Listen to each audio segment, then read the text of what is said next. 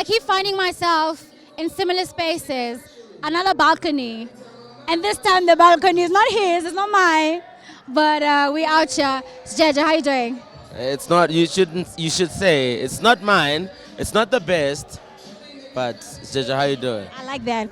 Let's do it again. It's not mine, it's not his, it's not the best, but we out here. JR, first of all, I'm going to start with the Feel Good live sessions. What is this thing that you're doing to our hearts, our souls? We love it. I mean, initially, JR is just known for the music. Regardless what genre it is, it's just known for giving you good music and always pushing the benchmark in terms of what is acceptable in media spaces and what isn't. I mean, usually this wouldn't have been a session that would have been commissioned for television or been a session that would have been allowed to air anywhere because you can't have, what they call urban adult contemporary artists or pop artists or rap artists or R&B that are current relevant now performing to a stripped down with a stripped down set, in that kind of setting. It just doesn't resonate, but it resonates with the listener, and the sessions are created for the listener by a musician through musicians. I always say that, and if that makes sense, then you understand what I'm talking about. But we speak to the heart of the listener, the person who wants to hear more about the lyrics and who wants to listen to the music more intricately than just watching it on stage or just having it play. So it really makes sense to us, and we really love it. I work with a creative team that is really excited about it, great directors and great producers. We just can't wait to just produce the show every single episode all the time.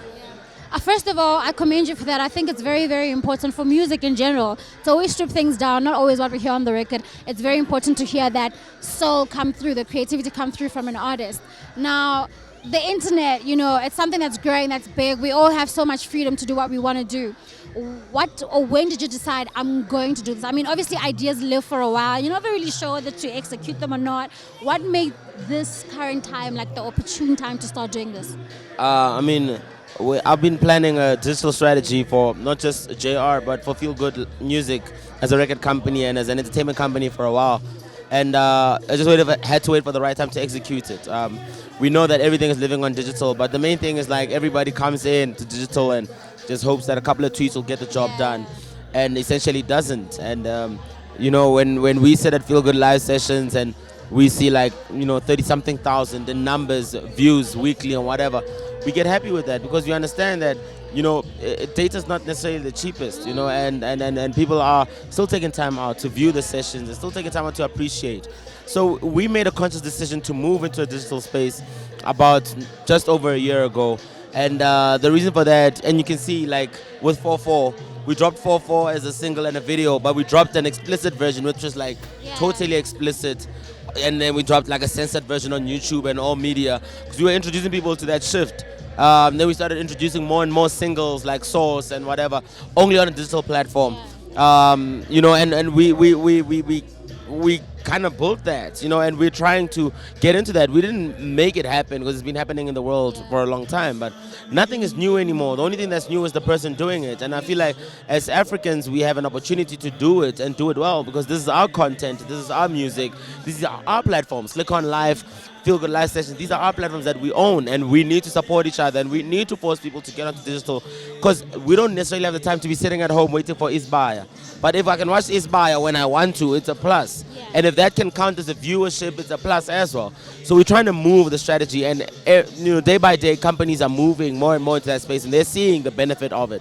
Just there needs to be people who do it, and there need to be people who make it okay for it to be done. And myself and Slicker and the likes and people who are running digital platforms are the ones who make it okay for it to be done. Because then everybody says they did it, now we can do it as well. Yeah.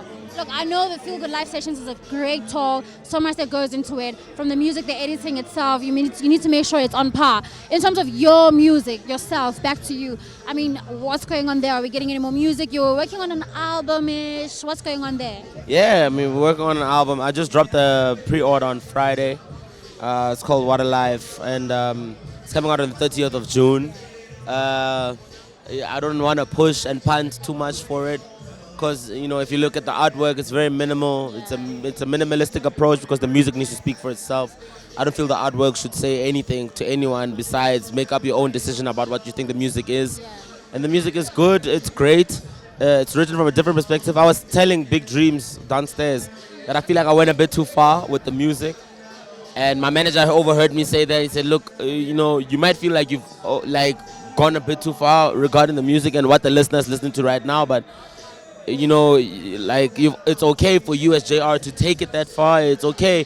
You like as JR, you're one of the few guys who can take it that far and actually get away with it. You know, like so it's okay. Like the music is for the open listener, the guy who's open to hearing new sounds. And you know, we didn't have a title for it, and we had to label it on iTunes." And it was the hardest thing. What a way! What a time! You know what I What a mean? life! So, you know, we call the genre Afro Urban Contemporary. That's what the genre is called. It doesn't exist, but we're calling it that because it's from Africa. It's Afro, but it's urban contemporary. So it does not necessarily entail hip hop. It does not necessarily entail like Afro melodies, but it's a combination of both worlds that, you know, introduces the world to South Africa through the bridge that is music. And it creates that kind of synergy. So I'm excited about it. It's called WhatALife. It's dropping on the 30th of June. The pre-order's out on iTunes. Go get it. If you haven't, we've got a song out called Vibin', just dropped on Friday. Yeah, get it. You know, like, I don't want to say, yo, go get my shit. You know, like, the music is good, you know, and it's like all my songs have overspoken for themselves. And I guess that's what we're looking forward to. And thanks to the platforms. I know Slick Out Live hasn't posted about WhatALife yet. But Oh, we did. I'm gonna pull it up. We're gonna pull it up to this, and then we're gonna ask for an apology after this. look, you can, okay.